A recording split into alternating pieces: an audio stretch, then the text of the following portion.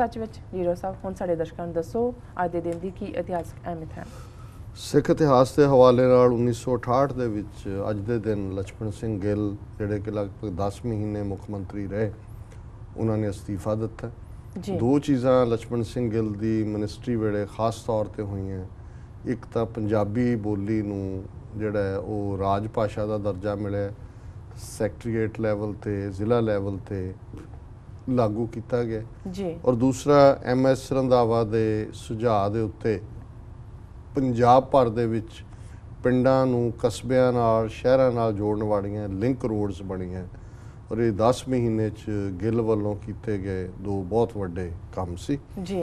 1984 दे विच अज दे दिन 1900 शायद मैं साल गलत लिखे 86 होएगा अज दे दिन पुणे दी कोर्ट ने भाई हरजिंदर सिंह जिंदा भाई सुखदेव सिंह सुक्खा नूं फांसी की जिहड़ी है वो सज़ा सुनाई। शायद 1988 तो बाद होएगा क्योंकि 1992 दे विच फिर उन्होंने जिहड़ी है 9 अक्तूबर 1992 नूं फांसी दी गई जी। सो ये पूना कोर्ट का फैसला सी।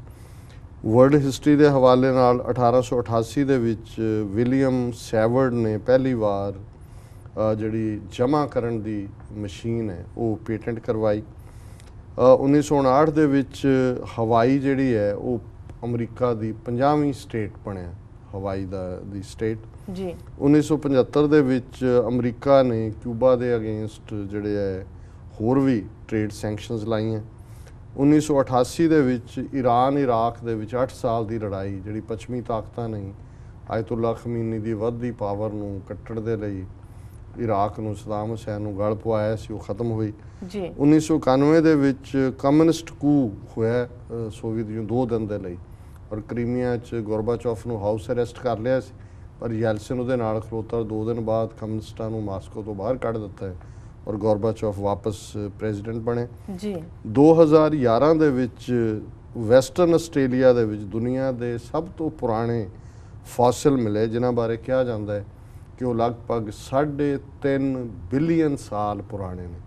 सो साडे इस दुनिया ते आने तो पहला भी 3.5 बिलियन साल पहला इत्थे फॉसिल जिहड़े मिले ने, इहदा मतलब इत्थे भी वो जिहड़ी है वो क्रिएशन जीव जंतु प्लांट्स जी वो सारे मौजूद सी जी। सो ये वर्ल्ड हिस्टरी जी। डॉक्टर साहब साडा अज दा सवाल है, कांग्रेस ने दोष लगाया है कि नरेंद्र मोदी कांग्रेसी मुख मंत्रियों का अपमान करके फैडरल ढांचे नूं नुकसान पहुंचा रहे हैं, की कहना चाहोगे डॉक्टर साहब? देखो ये बिल्कुल ठीक है, असी समझते हैं भी हुण 4 स्टेटां ने जिथे बाई इलैक्शनस होनी है जी, नॉट बाई इलैक्शनस असैंबली दीयां चोणां होणीआं, उन्हां दे विच हरियाणा है, उन्हां दे विच महाराष्ट्र है, उहदे विच झारखंड है और कश्मीर है जी।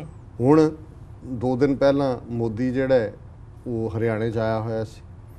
हुण ऑलरेडी इन्हां 3 स्टेटां च मोदी दे उन्होंने इकट्ठ प्लैन कीते कि जी आ प्रोजैक्ट हुण 3 महीने च अजे सेंटर ने तो कोई प्रोजैक्ट नहीं बनाया, जिहड़े पहला ही उद्घाटन हो चुके हैं जिन्हां प्रोजैक्ट्स के ਜਾਂ कंप्लीट हो चुके हैं कांग्रेस सरकार दे वेले, उन्हां दे उद्घाटन के नां थल्ले मोदी की ट्रिप प्लैन की गई, मकसद चोणां दे विच फायदा पहुँचाउणा।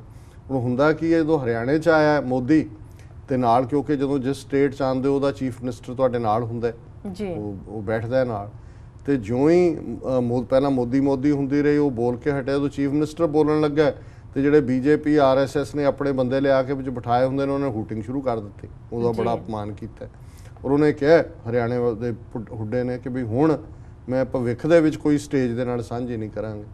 उत्थों वो झारखंड गया, उत्थे मिस्टर सोरेन है चीफ मिनिस्टर, वो भी कांग्रेस का है, उत्थे भी इदां दा ड्रामा ही होया। एक इकट्ठ दे विच ज्यों ही सोरेन बोलण लगा जिहड़े BJP दे लोग सी उन्होंने रौला पा दिता, मोदी मोदी मोदी मोदी करके उन्होंने बिठा दिता है। हुण तीजा इकट्ठ उन्हें जाना सी नागपुर महाराष्ट्र भी कांग्रेस की गवर्नमेंट है जी, लेकिन पृथ्वीराज चौहान उहदा नाम है जिहड़ा चीफ मिनिस्टर है उत्थों का, वो सियाणा निकलिया, उन्हें कहा भी मैं हुण देख लिया भी दोनों कांग्रेसी मुख मंत्रियों का की हशर कराया इन्हें जी, और मैं उहदे नाल नहीं बहना, और वो नहीं गया।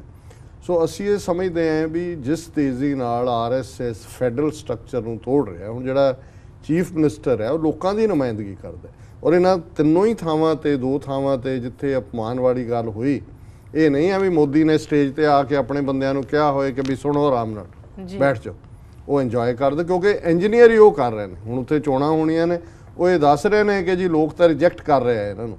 ਜੀ ਸੋ ਅਸੀਂ ਸਮਝਦੇ ਹਾਂ ਵੀ ਇਹ ਸਿਰਫ ਚੋਣਾਂ ਲਈ ਕਾਂਗਰਸ ਨੂੰ ਦਿਖਾਈ ਗਈ ਕੋਈ ਲਾਲ ਝੰਡੀ ਨਹੀਂ ਹੈ। ਇਹ ਫੈਡਰਲ ਸਿਸਟਮ ਦਾ ਅਪਮਾਨ ਹੈ ਕਿ ਕਿਵੇਂ ਇੱਕ ਡਿਕਟੇਟਰ ਬਣ ਕੇ ਜਿਹੜਾ ਆਇਆ ਉਹ ਪ੍ਰਾਈਮ ਮਿਨਿਸਟਰ ਬਣ ਕੇ ਸਾਰੀਆਂ ਸਟੇਟਾਂ ਦੇ ਜਿਹੜੇ ਰਾਈਟਸ ਨੇ ਜਾਂ ਉਹਨਾਂ ਦੇ ਚੀਫ ਮਿਨਿਸਟਰ ਨੇ ਉਹਨਾਂ ਨੂੰ ਅਪਮਾਨਿਤ ਕਰ ਰਿਹਾ। ਇਹ ਅੱਛੇ ਦਿਨ ਆਏਗੇ, ਜਿਹੜੇ ਹੁਣ ਅੱਛੇ ਦਿਨ ਆਣੇ ਸੀ ਮੋਦੀ ਦੇ ਆਉਣ ਨਾਲ, ਇਹ ਅੱਛੇ ਦਿਨ ਆਏ ਨੇ ਕਿ ਫੈਡਰਲ ਸਿਸਟਮ ਟੁੱਟ ਰਿਹਾ। ਪੰਜਾਬ ਦੀ ਸਰਕਾਰ ਪੰਜਾਬ ਦੇ ਵਿੱਚ ਪਾਬੰਦੀ ਨਹੀਂ ਲਾਈ ਫਿਲਮ ਦੇ ਉੱਤੇ, ਦਿੱਲੀ ਦੀਆਂ 3 ਮਿਨਿਸਟਰੀਆਂ ਇਕੱਠੀਆਂ ਹੋ ਕੇ ਕਹਿੰਦੀਆਂ ਨੇ ਜੀ ਬੰਦ ਕਰ ਦਿਓ। ਇਹ ਅੱਛੇ ਦਿਨ ਆਏਗੇ ਜੀ। ਡਾਕਟਰ ਸਾਹਿਬ ਹੁਣ ਸਾਡੇ ਦਰਸ਼ਕਾਂ ਦੱਸੋ ਅੱਜ ਦਾ ਵਿਚਾਰ। ਅੱਜ ਦੇ ਵਿਚਾਰ ਲਈ ਅਸੀਂ ਭਾਈ ਗੁਰਦਾਸ ਜੀ ਦੇ ਕਵਿਤ ਨੰਬਰ 57 ਨੂੰ ਚੁਣਿਆ ਜੀ।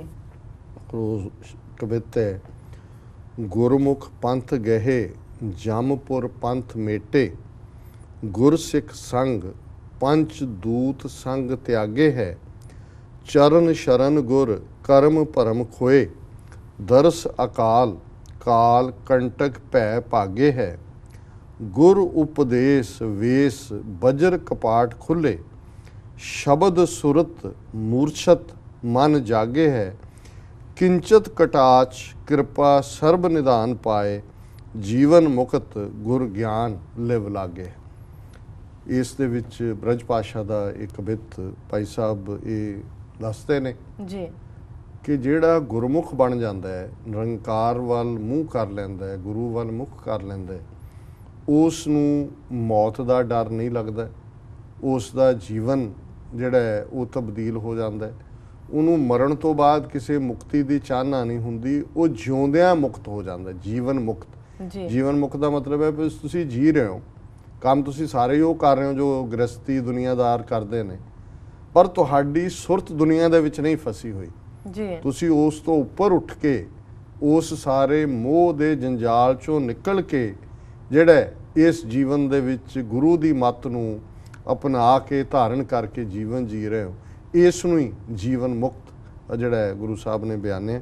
ਸੋ ਭਾਈ ਸਾਹਿਬ ਕਹਿੰਦੇ ਨੇ, ਗੁਰਮੁਖ ਪੰਥ ਗਏ ਜਮਪੁਰ ਪੰਥ ਮੇਟੇ। ਜਿਹੜੇ ਗੁਰਮੁਖ ਰੱਬ ਦੇ ਰਸਤੇ ਦਾ ਨੂੰ ਚੁਣ ਲੈਂਦੇ ਨੇ, ਉਹਨਾਂ ਚੋਂ ਮੌਤ ਦਾ ਡਰ ਨਿਕਲ ਜਾਂਦਾ ਹੈ। ਗੁਰਸਿੱਖ ਸੰਗ ਪੰਚ ਦੂਤ ਸੰਗ ਤਿਆਗੇ ਹੈ। ਗੁਰਸਿੱਖ ਦੀ ਸੰਗਤ ਦੇ ਵਿੱਚ ਬੈਠ ਕੇ ਕਾਮ ਕ੍ਰੋਧ ਲੋਭ ਮੋਹ ਹੰਕਾਰ ਜਿਹੜੇ ਪੰਜ ਦੂਤ ਨੇ ਇਹ ਭੱਜ ਜਾਂਦੇ ਨੇ।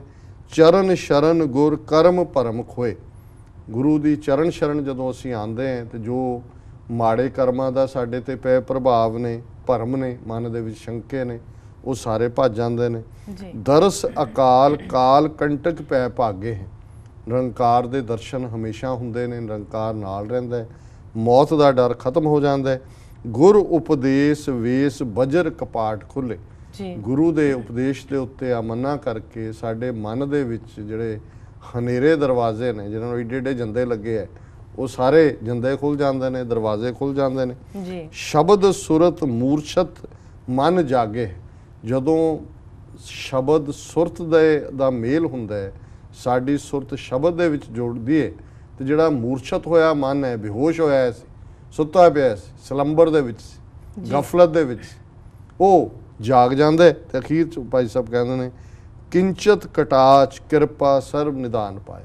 ਕਟਾਚ ਕਹਿੰਦੇ ਨੇ ਅੱਖ ਨੂੰ, ਕਟਾਕਸ਼, ਕਿਰਪਾ ਕਟਾਕਸ਼ ਅਵਲੋਕਨ ਕੀਨੋ, ਦਾਸ ਕਾ ਦੁੱਖ ਬਿਦਾਰਿਓ। ਕਿ ਹੇ ਸਤਿਗੁਰੂ, ਜੇ ਤੁਹਾਡੀ ਕਿਰਪਾ ਕਟਾਚ, ਤੁਸੀਂ ਥੋੜੀ ਜਿਹੀ ਪਿਆਰ ਦੀ ਨਜ਼ਰ, ਮਿਹਰ ਦੀ ਨਜ਼ਰ ਨਾਲ ਦੇਖਿਆ, ਕਿੰਚਤ ਥੋੜੀ ਜਿਹੀ, ਕਿੰਚਤ ਕਟਾਚ ਕਿਰਪਾ ਸਰਬ ਨਿਧਾਨ ਪਾਏ। ਜੋ ਹੀ ਹੈ ਵਾਹਿਗੁਰੂ, ਤੁਹਾਡੀ ਥੋੜੀ ਜਿਹੀ ਕਿਰਪਾ ਦੀ ਨਜ਼ਰ ਮੇਰੇ ਤੇ ਟਿਕੀ, ਮਾਨੋ ਸਾਰੇ ਖਜ਼ਾਨੇ ਮੇਰੇ ਮਨ ਦੇ ਅੰਦਰ ਆ ਗਏ, ਜੀਵਨ ਮੁਕਤ ਗੁਰ ਗਿਆਨ ਲਿਵ ਲਾਗੇ ਹੈ। ਤੁਹਾਡੀ ਇਸ ਕਿਰਪਾ ਦ੍ਰਿਸ਼ਟੀ ਨੇ ਮੈਨੂੰ ਜੀਵਨ ਮੁਕਤ ਬਣਾ ਦਿੱਤੇ, ਔਰ ਇਸ ਦੇ ਨਾਲ ਤੁਹਾਡੇ ਚਰਨਾਂ ਦੇ ਵਿੱਚ ਮੇਰੀ ਲਿਵ ਲੱਗ ਗਈ ਹੈ। ਇਹੀ ਭਾਈ ਸਾਹਿਬ ਦਾ ਅੱਜ ਦੇ ਲਈ ਸਾਨੂੰ ਵਿਚਾਰ ਹੈ, ਉਪਦੇਸ਼। ਜੀ ਡਾਕਟਰ ਸਾਹਿਬ, ਤੁਹਾਡਾ ਬਹੁਤ ਬਹੁਤ ਧੰਨਵਾਦ। ਤੁਸੀਂ ਅੱਜ ਦਾ ਵਿਚਾਰ ਸਾਡੇ ਦਰਸ਼ਕਾਂ ਨਾਲ ਸਾਂਝਾ ਕੀਤਾ। ਇਸ ਨਾਲ ਆਪਣੇ ਵਿਊਅਰਸ ਕੋਲ ਲੈਣੀ ਇਜਾਜ਼ਤ। ਵਿਊਅਰਸ, ਸਾਡੇ ਪ੍ਰੋਗਰਾਮ ਦਾ ਸਮਾਂ ਇੱਥੇ ਸਮਾਪਤ ਹੁੰਦਾ। ਤੁਸੀਂ ਆਪਣੇ ਰਾਏ ਤੇ ਸੁਝਾਅ ਸਾਨੂੰ ਭੇਜਣਾ ਨਾ ਭੁੱਲਣਾ ਸਾਡੇ ਇਸ ਪਤੇ ਤੇ sos@tv84.tv ਤੇ। ਅਸੀਂ ਆਪਣਾ ਪ੍ਰੋਗਰਾਮ ਲੈ ਕੇ ਫਿਰ ਦੁਬਾਰਾ ਹਾਜ਼ਰ ਹੋਵਾਂਗੇ। ਤਦ ਤੱਕ ਲਈ ਮੈਨੂੰ ਤੇ ਆਪਣੇ ਦਰਸ਼ਕਾਂ ਨੂੰ ਆਗਿਆ ਦਿਓ। ਵਾਹਿਗੁਰੂ ਜੀ ਕਾ ਖਾਲਸਾ, ਵਾਹਿਗੁਰੂ ਜੀ ਕੀ ਫਤਿਹ।